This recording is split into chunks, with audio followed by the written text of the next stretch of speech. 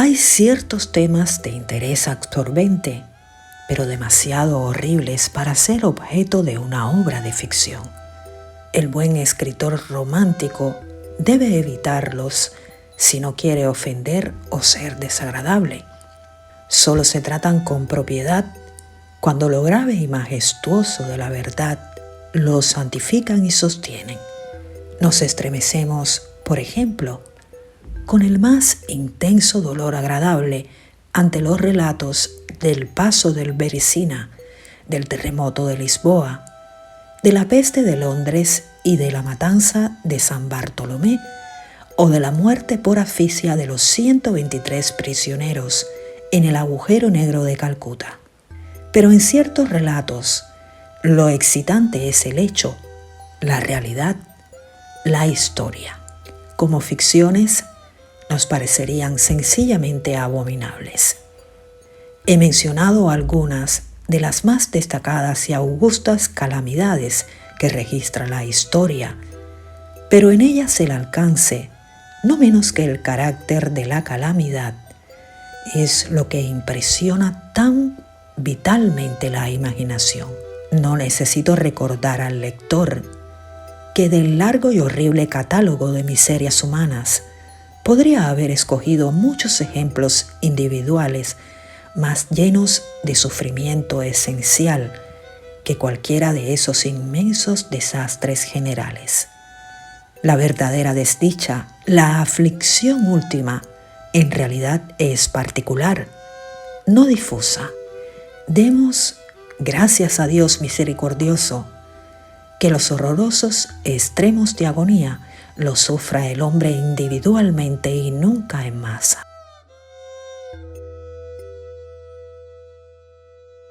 Ser enterrado vivo es, sin ningún género de duda, el más terrorífico extremo que jamás haya caído en suerte a un simple mortal. Nadie con capacidad de juicio lo negará. Los límites que separan la vida de la mejor muerte son en el mejor de los casos borrosos e indefinidos. ¿Quién podría decir dónde termina uno y dónde empieza el otro? Sabemos que hay enfermedades en las que se produce un cese total de las funciones aparentes de la vida y sin embargo, ese cese no es más que una suspensión para llamarle por su nombre. Hay solo pausas temporales en el incomprensible mecanismo. Transcurrido cierto periodo, algún misterioso principio oculto pone de nuevo en movimiento los mágicos piñones y las ruedas fantásticas. La cuerda de plata no quedó sujeta para siempre, ni irreparablemente roto el vaso de oro. Pero entre tanto, ¿dónde estaba el alma? Sin embargo, aparte de la inevitable conclusión a priori que tales causas deben producir tales efectos, que los bien conocidos casos de vida en suspenso, una y otra vez, provocan inevitablemente entierros prematuros, aparte de esta consideración, tenemos el testimonio directo de la experiencia médica y del vulgo que prueba que en realidad tienen lugar un gran número de estos entierros. Yo podría referir ahora mismo, si fuera necesario, 100 ejemplos bien probados. Uno de características muy asombrosas y cuyas circunstancias igual quedan aún vivas en la memoria de algunos de mis lectores. Ocurrió hace mucho en la vecina ciudad de Baltimore, donde causó una conmoción penosa, intensa y muy extendida. La esposa de uno de los más respetables ciudadanos, abogado eminente y miembro del Congreso, fue atacada por una repentina e inexplicable enfermedad que burló el ingenio de los médicos. Después de padecer mucho murió, o se supone que murió. Nadie sospechó y en realidad no había motivos para hacerlo, que no estaba verdaderamente muerta. Presentaba todas las apariencias comunes de la muerte. El rostro tenía el habitual contorno contraído y sumido. Los labios mostraban la habitual palidez marmórea. Los ojos no tenían brillo. Faltaba el calor. Cesaron las pulsaciones. Durante 3 días el cuerpo estuvo sin enterrar y en ese tiempo adquirió una rigidez pétrea. Resumiendo, se adelantó el funeral por el rápido avance de lo que se supuso era descomposición.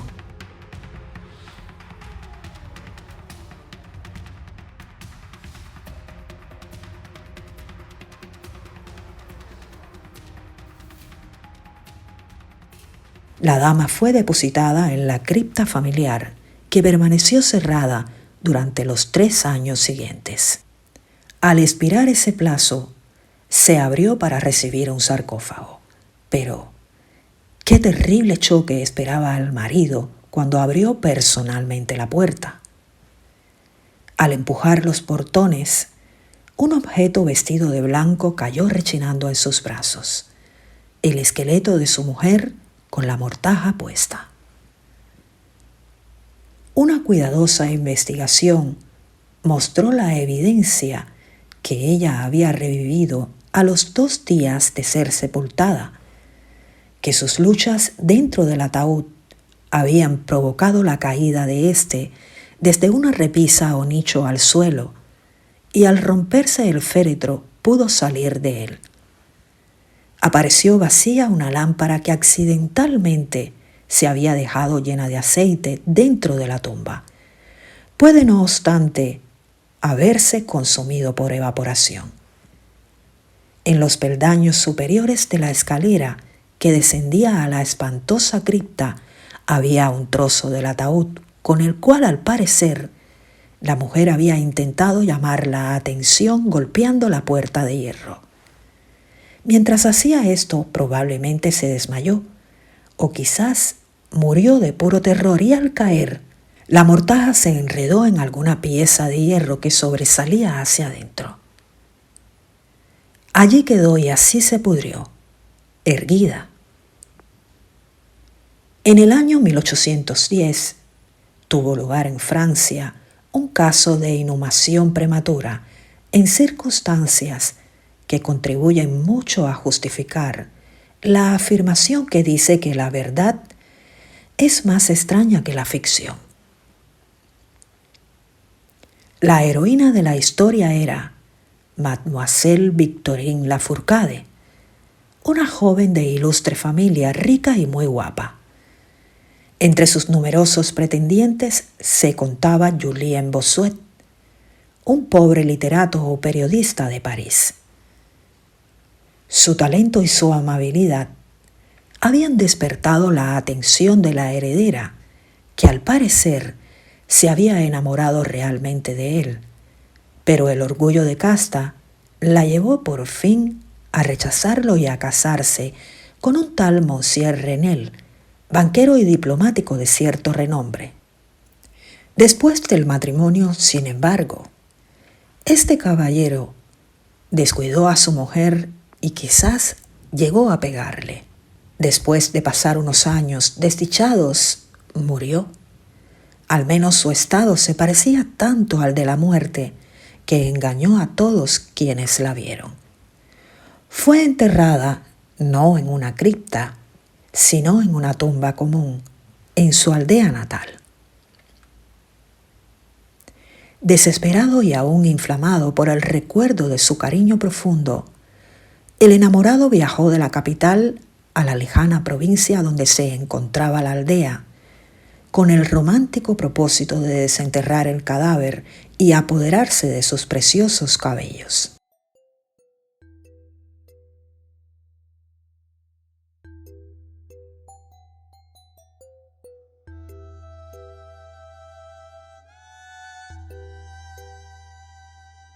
Llegó a la tumba.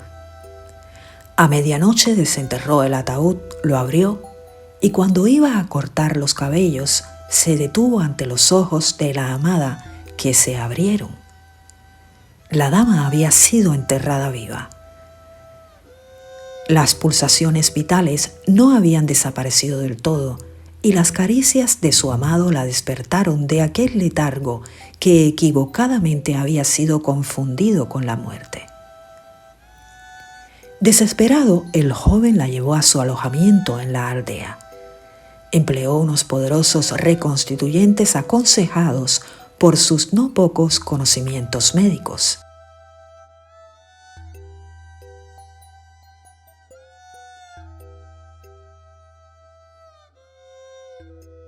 En resumen, ella revivió. Reconoció a su Salvador. Permaneció con él hasta que lenta y gradualmente recobró su salud. Su corazón no era tan duro, y esta última lección de amor bastó para ablandarlo. Lo entregó a Bossuet. No volvió junto a su marido, sino que ocultando su resurrección, huyó con su amante a América. 20 años después, los dos regresaron a Francia, convencidos que el paso del tiempo había cambiado tanto la apariencia de la dama que sus amigos no podrían reconocerla. Pero se equivocaron, pues al primer encuentro, Monsieur Renel reconoció a su mujer y la reclamó. Ella rechazó la reclamación y el tribunal la apoyó, resolviendo que las extrañas circunstancias y el largo periodo transcurrido habían abolido, no solo desde un punto de vista equitativo, sino legalmente la autoridad del marido. La revista de cirugía de Leipzig, publicación de gran autoridad y mérito que algún editor americano haría bien en traducir y publicar, relata en uno de los últimos números un acontecimiento muy penoso que presenta las mismas características. Un oficial de artillería, hombre de gigantesca estatura y salud excelente, fue derribado por un caballo indomable y sufrió una contusión muy grave en la cabeza que lo dejó inconsciente.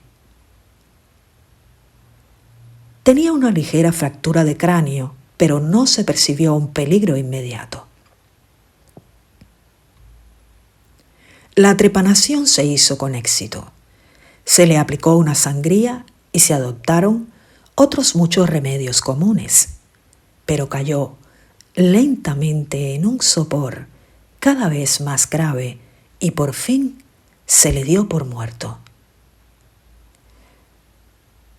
Hacía calor y lo enterraron con prisa e indecorosa en uno de los cementerios públicos.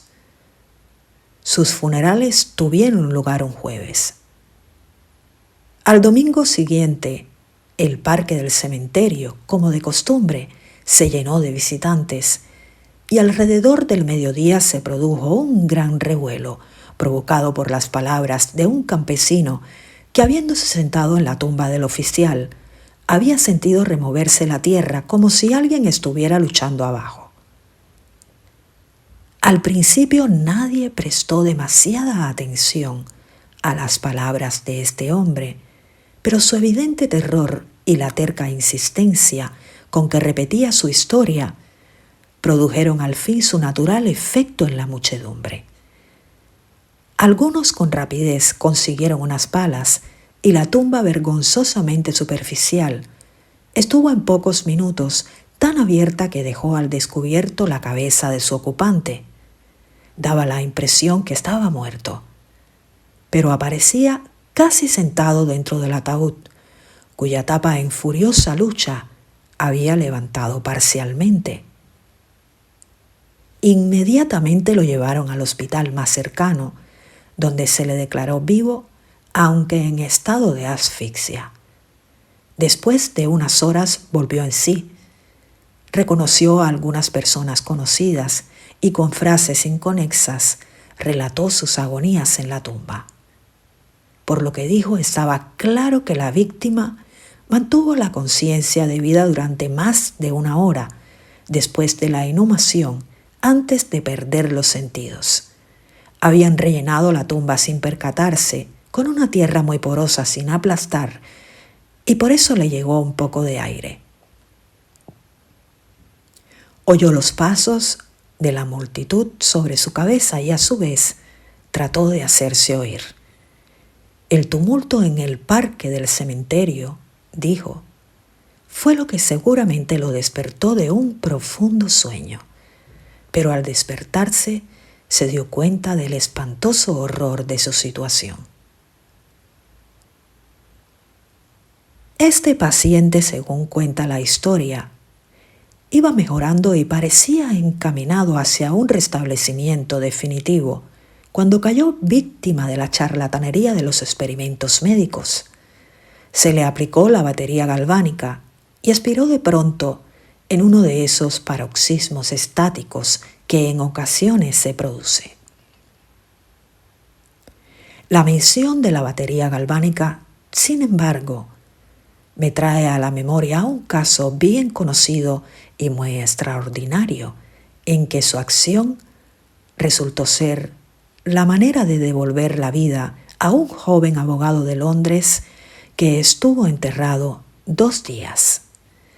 Esto ocurrió en 1831 y entonces causó profunda impresión en todas partes, donde era tema de conversación.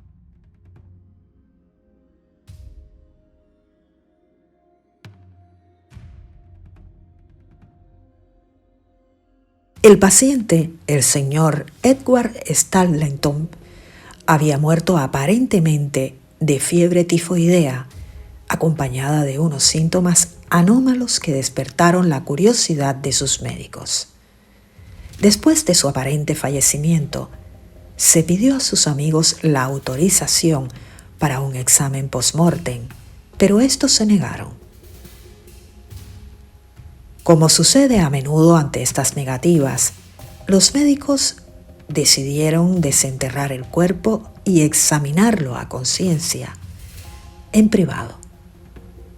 Fácilmente llegaron a un arreglo con uno de los numerosos grupos de ladrones de cadáveres que abundaban en Londres, y la tercera noche después del entierro, el supuesto cadáver fue desenterrado de una tumba de 8 pies de profundidad y depositado en el quirófano de un hospital privado.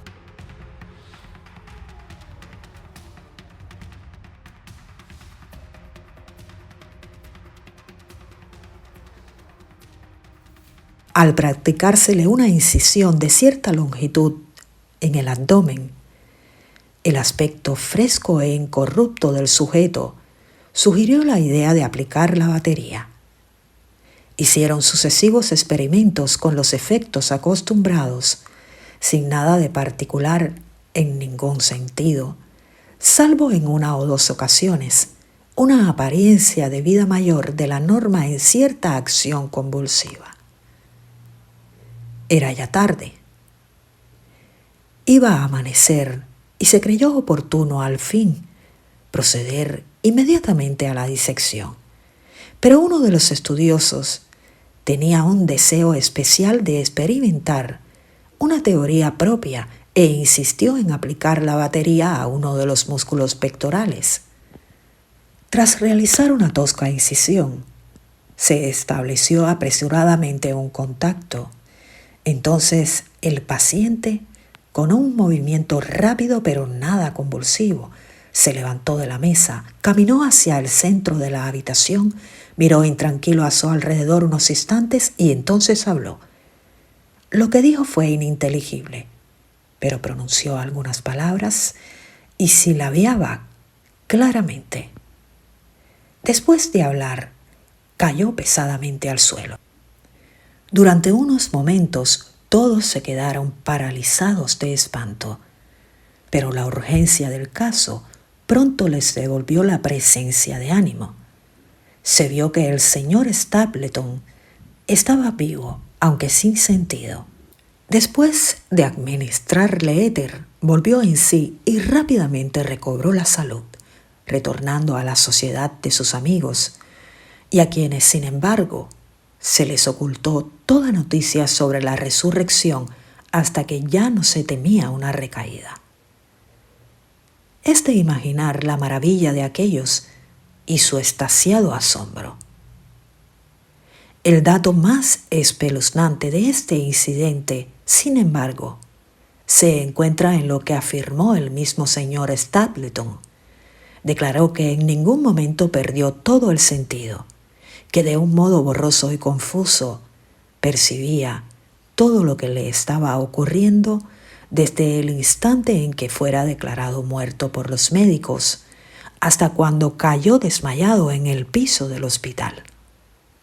«Estoy vivo», fueron las incomprendidas palabras que al reconocer la sala de disección había intentado pronunciar en aquel grave instante de peligro.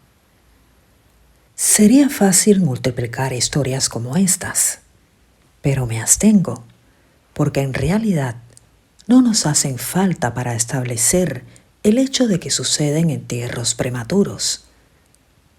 Cuando reflexionamos en las raras veces en que por la naturaleza del caso tenemos la posibilidad de descubrirlos, debemos admitir que tal vez ocurren con más frecuencia de lo que pensamos.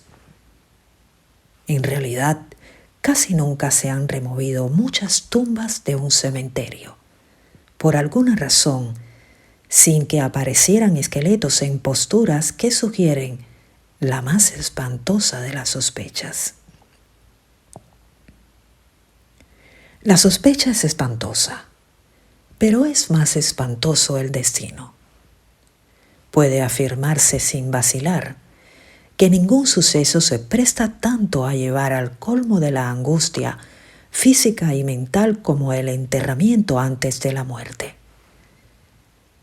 La insoportable opresión de los pulmones, las emanaciones sofocantes de la tierra húmeda, la mortaja que se adhiere, el rígido abrazo de la estrecha morada, la oscuridad de la noche absoluta, el silencio como un mar que abruma, la invisible pero palpable presencia del gusano vencedor.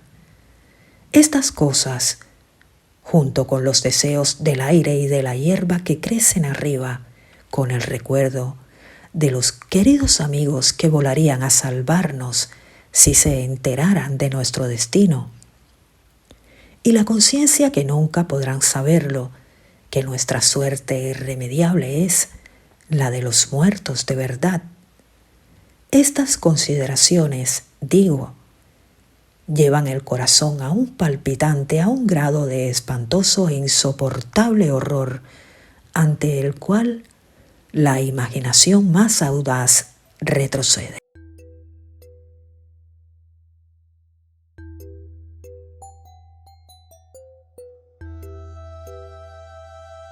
No conocemos nada tan angustioso en la tierra. No podemos imaginar nada tan horrible en los dominios del más profundo infierno. Y por eso todos los relatos sobre este tema despiertan un interés profundo, interés que, sin embargo, gracias a la temerosa reverencia hacia este tema, depende justa y específicamente de nuestra creencia en la verdad del asunto narrado.